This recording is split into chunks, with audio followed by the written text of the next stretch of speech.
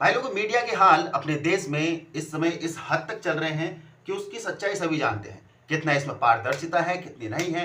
Everyone knows कि किसे वो खुलेआम डिफेंड कर रहे हैं और किसे नहीं। भाई ये चीज़ लोगों को भी समझ में आ गई है, लेकिन मीडिया हाउस को अभी तक ये चीज़ समझ में नहीं आ रही है।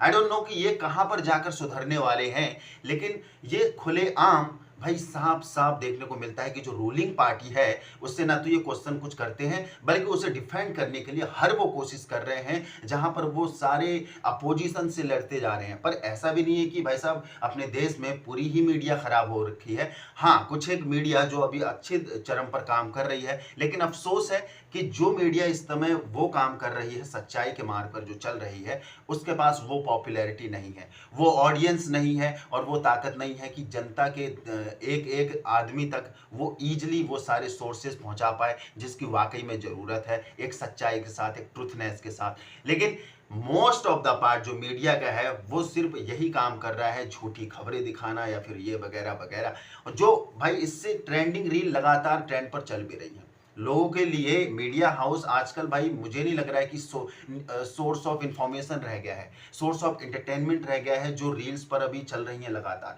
तुम्हें शर्म है? कुछ शर्म आया है? अभी दो रील के बारे में चर्चा करने वाले हैं जहां पर साफ तौर पर एक में देखने को मिलेगा कि भाई साहब कैसे वो रूलिंग पार्टी को डिफेंड करेंगी, कैसे वो देखो आम आदमी तक ये सारी चीजें अच्छी लगती हैं कि उन्हें ज़्यादा नॉलेज नहीं होती, उन्हें ज़्यादा पता नहीं होता है, जो दिखाया जाता है वो उसको सच मान लेते हैं एंड देन उसके बाद वो उसी पर रिएक्ट करते हैं। लेकिन भाई मीडिया हाउस, इसे तो सब मालूम है और इन्होंने वो सारा एक एक मंजर देख रखा है जिसके वजह से ये अच्छा एक्शन भी ले सकते हैं। तो अभी देखेंगे दो रील पर अभी बातें करेंगे भाई जो काफ़ी वायरल पर चल रही हैं, ट्रेंड पर चल रही हैं, जहाँ पर से ये भी पता चल जाएगा कि भाई मीडिया जो है इस समय किस हद तक बेशरम हो चुकी है। लेकिन दूसरी तरफ जितनी भी उनके पास पावर है यानी दूसरे मीडिया हाउस की, वो कोशिश ये कर रहे हैं चाहे रूलिंग पार्टी के खिलाफ ही क्यों ना जाना पड़े, बस सच के साथ वो चल रहे हैं। तो अभी दोनों रील पे देखेंगे, दोनों पे चर्चा करेंगे, आपको कौन सी बेस्ट लगेगी नीचे जरूर बता के जाना। पहले देखेंगे बीजेपी को डिफेंड करते हुए। हाँ, तो स्टार्ट करते हैं पहले दलाल मीडिया से यानी गोदी मालिक। वो देखो बार बार पंजाब का ही किसान बार बार किसान आंदोलन करने क्यों आता है दिल्ली? मैं बताता हूँ, सुनते रहो। अभी मजा आएगा ना भिड़ो। पंजाब के किसान के लिए दिल्ली पाबंदी है, राजधानी नहीं है हमारी, ना कोई पाबंदी है। दिल्ली को आता है, जब सरकार दिल्ली से चलती हो कहाँ जाए फिर वो? पंजाब का किसान लाहौर जाए? मतलब ये क्वेश्चन करने की जरूरत भी भगवंत है। मान ने मुफ्त की रेवड़ी के चक्कर में पंजाब को कर्ज में डाल दिया है और पंजाब में कर्ज की बात का इस तौर पर जिक्र कर रहे हैं कि पंजाब सबसे बड़े कर्ज में है। यहाँ तक कि राज्यपाल की भी यही राय है। वाह दीदी, वाह दीदी, नहीं दीदी, वाह दीदी। यूपी के बारे में राज्यपाल की ये राय क्यों नहीं है? गुजरात के बारे में राज्यपाल की ये राय क्यों नहीं है? ये राय सिर्फ बंगाल, केरला, तमिलनाडु, पंजाब और दिल्ली के राज्यपालों की क्यों है? पता है ना? आपको पता है फिर हंस रही हैं आप। प्यारी समझ गई। तो वैसे इस पे कौन क्या ही, मैं कुछ क्या ही बोल दूं, साफ दिख रहा है ना, जब चीजें पकड़ में आ जाती है यार। ऐसा मोमेंट हर कोई फेस करता है कि जब हम कभी कभार ऐसा करते हैं और हमें सच मालूम होता है, लेकिन सामने वाले को वो चीज़ पता हो जाती है और वो उस चीज़ को हमसे शेयर करता है और उसे यहाँ तक फील हो जाता है कि भाई इसको ना पता लग चुकी है, और वो स्माइल अपने आप निकल जाती है, वो सच अपने आप सामने आ जाता है। वो जो एंकर से देखने को मिल रहा था, मतलब ज़बरदस्ती के भाई आप कैसे भी डिफाइन करें कि दिल्ली ही तक ही क्यों आना था, या कुछ पूछने वाली बात है क्या?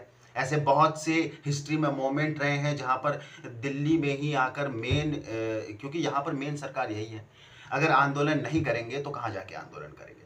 क्योंकि दिल्ली आने का मतलब ये है कि सामने से यानी पास से जितने करीब से आके आंदोलन होगा, शायद रूलिंग जो पार्टी अभी चल रही है उसके दिल में थोड़ा सा दिल पिघल जाए या कुछ भी हो जाए, है ना। जब हमें हिस्ट्री की बात चल रही थी, जब हमारे पास ब्रिटानिया सरकार यहाँ पर राज कर रही थी, भाई महात्मा गांधी ने बहुत से ऐसे मोमेंट या फिर बहुत से बड़े बड़े नेता थे जो ऐसे मोमेंट कर रहे थे, खासकर महात्मा गांधी की दिल्ली चलो का जो नारा था, क्योंकि दिल्ली जाकर ही करेंगे, दिल्ली पे ही मेन रूल था।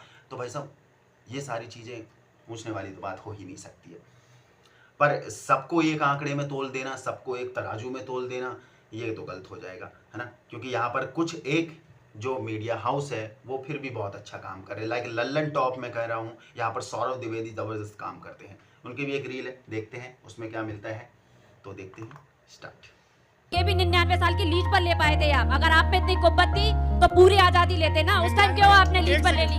99 साल की लीज पे? हाँ, ये जो आजादी हुई है ये 99 साल की लीज पर है। भारत कंप्लीटली आजाद नहीं है। कुछ भी जब स्वतंत्रता की बात चली और स्वतंत्रता आंदोलन चल रहे थे तो आदरणीय नेहरू जी और महात्मा गांधी जी जब आगे थे तो सरकार देना नहीं चाह रहा था ब्रिटिश क्राउन, और उन्हीं की ही शपथ ली गई थी। नहीं, वो लेकिन 99 साल की वही मैं बता रही हूँ, ये ब्रिटिश क्राउन ने भारत को 99 साल की लीज पर दिया हुआ है। ये कंप्लीटली आजाद नहीं है भारत, और ये भी कांग्रेस वालों की ही देन है जो है। रुचि पाठक भारतीय जनता युवा मोर्चा की प्रवक्ता लल्लन टॉप अड्डे के मंच पर ये कह रही हैं कि हमें बरतानिया हुकूमत से, ब्रिटिश क्राउन से 15 अगस्त 1947 को जो आज़ादी मिली है वो 99 साल की लीज पर है। कहाँ लिखा है ये? मैं आपको प्रस्तुत बाप को भेज, तेरे बस की बात नहीं।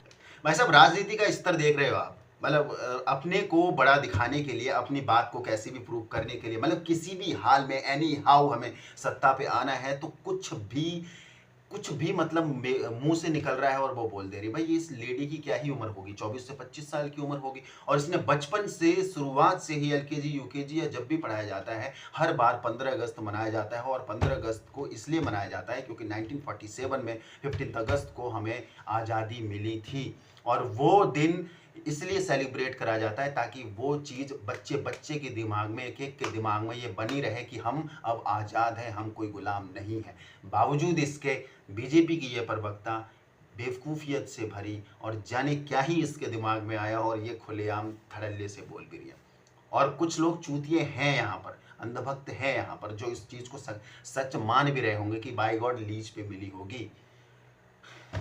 भाई अगर लीज पे मिली होती तो इंडिया अभी तक जितने भी काम कर रहा है ना, वो इतने खुलेआम नहीं करता। बहुत से हमने ऐसे डिसीजंस लिए हैं जो खुलेआम डिसीजंस लिए हैं, अपने दम पर डिसीजंस लिए हैं, है ना। तो यार ये सेंस बनाना, शुरुआत से ही ये चीज़ पढ़ाई गई है कि 1947 में आज़ाद हो चुका है। हिस्ट्री की इतनी मोटी मोटी किताबें आ चुकी हैं, हिस्ट्री के ऐसे खंड आ चुके हैं जो लोग पढ़ते भी हैं, जो लोग बताते भी हैं, उसके बाद भी भाई उन सब को नकार करके ये चीज़ ज़बरदस्ती की लाई जाती है। मतलब सीधी सी बात है यार, ये मुझे ना इस राजनीति से बड़ी, ये जो गंदी राजनीति चल रही है, मुझे बहुत प्रॉब्लम है, क्योंकि यहाँ पर इंफॉर्मेशन के साथ मैनिपुलेशन करा जा रहा है। आप हिंदू मुस्लिम तो चल ही रहा था, लेकिन भाई अब ना हिस्ट्री के साथ, इंफॉर्मेशंस के साथ बहुत मैनिपुलेशन करा जा रहा है। बाकी लल्लन टॉप के भाई मैं सैल्यूट करता हूँ कि ये लोग अभी भी खैर उस सुप्रीम पावर के दबाव में तो नहीं है जहाँ पर बड़े बड़े ये चैनल्स, न्यूज़ चैनल्स दबाव में काम कर रहे हैं। यहाँ तक पहुँच गए तो उसका मतलब वीडियो आपको काफ़ी पसंद आई है। पसंद आई तो लाइक कर दीजिए, नए हो तो चैनल को सब्सक्राइब कर दीजिए। बाकी मिलते रहेंगे ऐसे ही। जय हिंद।